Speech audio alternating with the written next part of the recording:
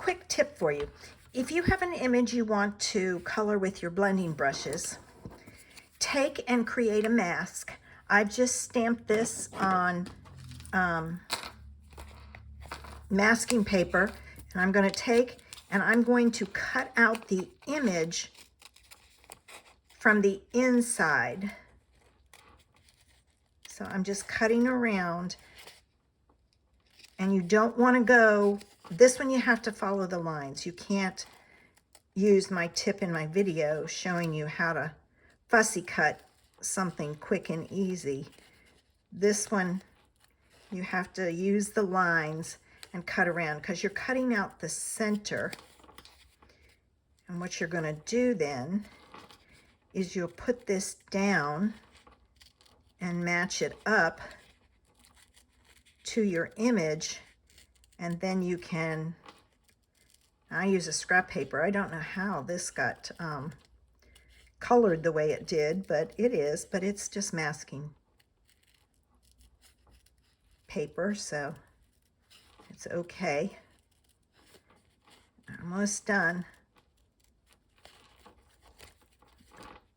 I think this is the hardest part, but if you use masking paper rather than a Post-it note, it lasts longer.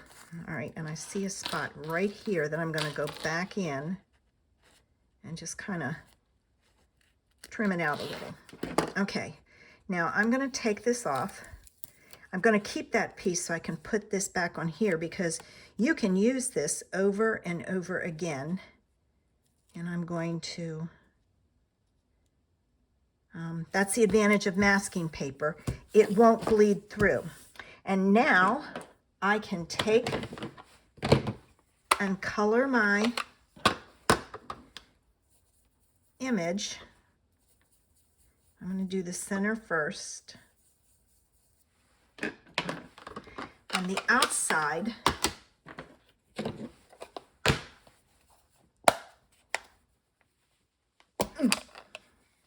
this one is always hard for me to open. I don't know why, but it is. And with this one, I can start off up here and color. Now, this isn't going to give you a good idea of what it'll look like on your card, because this is an envelope. And the paper, the quality of paper for an envelope's not as good as cardstock. All right, so I'm just kind of making it a little darker. All right, now the magic. Ooh, just be careful when you pull it off, you don't rip it. And there it is, a quick and easy way to color your image with blending brushes and not go outside your stamped lines.